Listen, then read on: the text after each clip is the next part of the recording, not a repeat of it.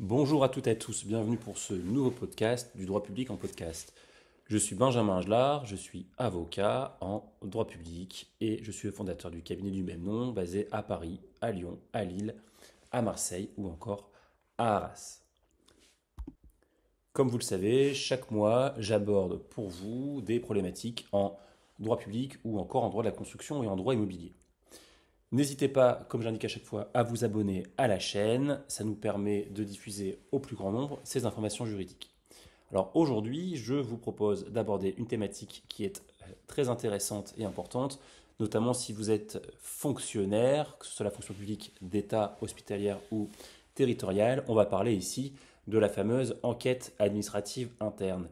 Alors cette enquête administrative interne, vous en avez forcément entendu parler si vous avez fait l'objet ou si vous avez dénoncé des faits qui peuvent être qualifiés de faute disciplinaire.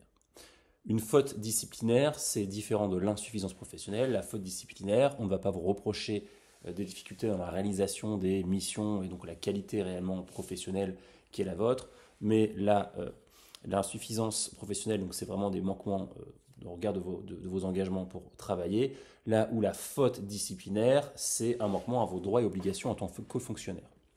La faute disciplinaire, attention, peu d'agents forcément sont peut-être au courant, mais la faute disciplinaire, ça va viser notamment des manquements au savoir-être et savoir-faire, mais peut aussi viser des manquements dans votre vie personnelle.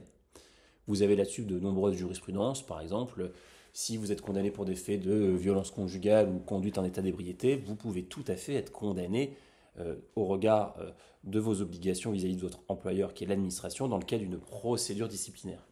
Et malheureusement, c'est quand même beaucoup plus courant que ce qu'on peut penser. Alors sur ce sujet, si ça vous intéresse d'avoir des jurisprudences, n'hésitez pas à me contacter par l'intermédiaire du site internet du cabinet que vous pouvez retrouver sur la page. Et nous avons là-dessus de nombreuses jurisprudences et nous accompagnons notamment les fonctionnaires dans le cadre de ces contentieux disciplinaires avec des résultats quand même assez probants, notamment sur des annulations de sanctions disciplinaires ou l'infirmation du quantum de la sanction, c'est-à-dire la revoir à une manière beaucoup plus light. Alors, comme vous le savez, dès lors qu'on suspecte un agent de la fonction publique d'avoir commis une faute disciplinaire, c'est toujours la même chose. Dans un premier temps, votre administration qui est saisie de ces faits, qui est informée de ces faits, soit par un tiers, soit par une enquête interne, va réaliser une enquête administrative interne. Cette enquête administrative interne, elle va avoir pour objet de recueillir un certain nombre de témoignages, on va y revenir par la suite. Et une fois que cette enquête administrative interne a été réalisée, bien souvent, vous allez recevoir une convocation à un entretien préalable. Dans le cadre de cet entretien, votre employeur va vous indiquer qu'il envisage éventuellement d'engager à votre rencontre une procédure disciplinaire. Il ne faut pas se le cacher, quand vous êtes convoqué à cet entretien préalable dans le cadre d'une procédure disciplinaire éventuelle, bien souvent c'est que l'enquête administrative interne est bien avancée et que de toute façon votre employeur ne va pas perdre du temps à vous convoquer s'il ne souhaite pas vous poursuivre. Mais c'est une obligation légale, donc si vous êtes convoqué à cet entretien préalable, il faut y aller bien sûr, vous pouvez être représenté bien entendu, faire valoir vos observations, vous allez être informé des faits qui vous sont susceptibles de vous être reprochés, mais bien souvent on va dire que la décision de poursuite est prise. À l'issue de cet entretien préalable, ensuite vous allez recevoir le rapport disciplinaire de saisine du conseil de discipline, et c'est à ce moment-là que vous pourrez vous défendre devant cette commission paritaire disciplinaire.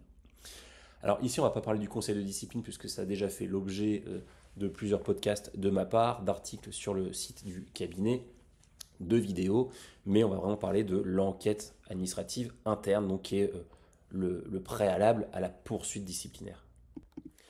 Alors, à proprement parler, l'enquête administrative interne, c'est quoi? Eh bien, c'est, comme j'ai indiqué, dans l'optique d'engager une procédure disciplinaire. Dans le cas de vos fonctions, vous pouvez être soumis à malheureusement la commission de fautes qui sont en contradiction avec vos obligations professionnelles qui sont prévues par le Code général de la fonction publique. Afin que cette sanction éventuelle qui puisse être prononcée soit juste proportionnée et justifiée, eh bien l'agent va se voir communiquer par son autorité tous les éléments qui permettent de forger une opinion sur la commission de cette sanction. Et donc, c'est dans le cadre de ce dispositif de signalement des manquements professionnels que l'enquête administrative interne va avoir lieu.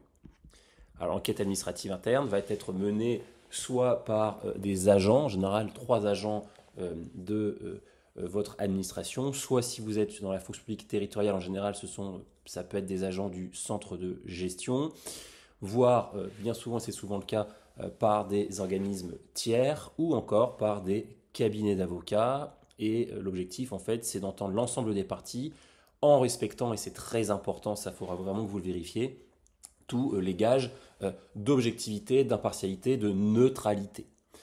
Ça veut dire qu'il faut réellement mener ces investigations et ces auditions avec la plus grande impartialité. Pour avoir déjà eu l'occasion de mener... Alors moi j'interviens beaucoup pour les agents de la fonction publique, mais aussi ça nous arrive d'intervenir pour des collectivités, et dans ce cadre, pour avoir déjà eu l'occasion de mener des enquêtes administratives internes pour plusieurs collectivités, ces enquêtes administratives internes, il faut vraiment veiller à être particulièrement objectif. C'est-à-dire que en tant qu'avocat, quand on mène ces enquêtes administratives internes, moi je ne suis pas là pour prendre parti pour l'un ou pour l'autre, absolument pas, puisque le but c'est d'être le plus objectif possible. Ça ne sert à rien de mener une enquête administrative interne complètement à charge, puisque de toute façon, ça ne tiendra pas la route devant un juge administratif qui va voir que la ficelle est un peu grosse et annulera toute la procédure.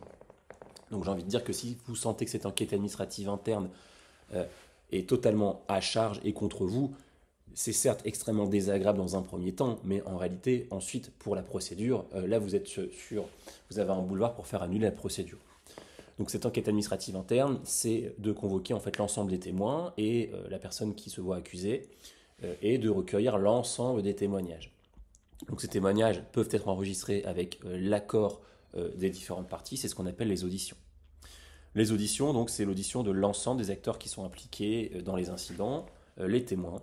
Le but c'est d'établir une chronologie des faits, d'analyser le contexte, de reconstituer le contexte et la chronologie. En cas par exemple souvent de harcèlement, c'est voir s'il y a une concomitance entre certains agissements et la dégradation de l'état de santé de l'agent qui a sollicité cette enquête. Et c'est de recueillir donc tous les témoignages, mais également tous les éléments de preuve. Si vous êtes auditionné dans le cadre de cette enquête administrative interne, n'hésitez surtout pas à indiquer à votre administration que vous souhaitez que telle ou telle personne soit également entendue.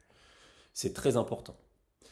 Important également, dans le cadre de cette enquête administrative interne, vous en tant que témoin, vous n'aurez jamais accès à l'ensemble de l'enquête administrative interne, il faut le savoir. Vous aurez uniquement accès à votre témoignage.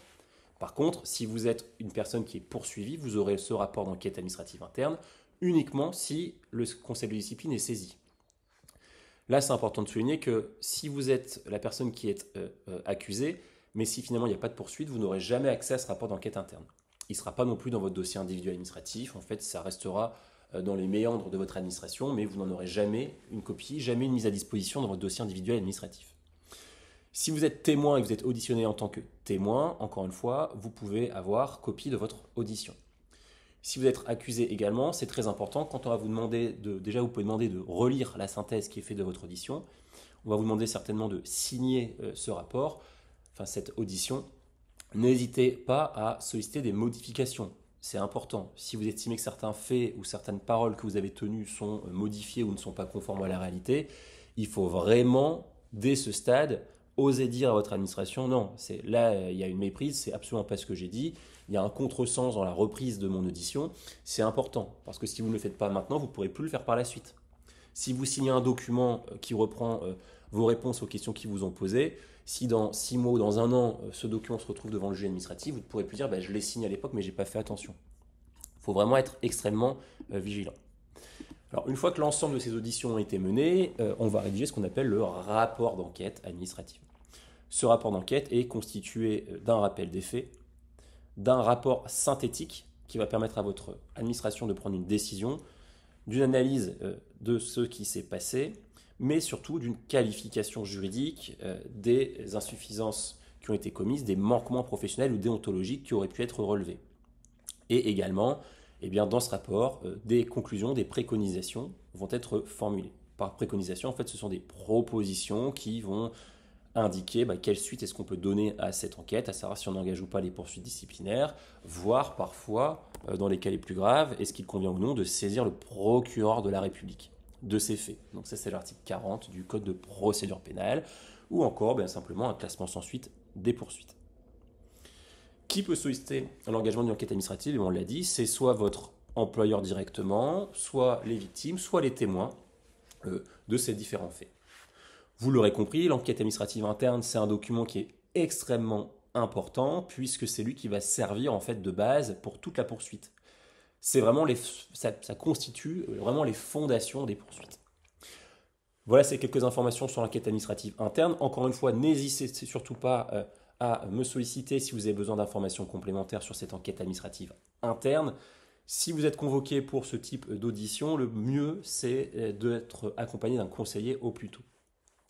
Voilà pour ces quelques informations. N'hésitez surtout pas à liker, partager, c'est important, voire à suivre la page YouTube du cabinet. Merci beaucoup.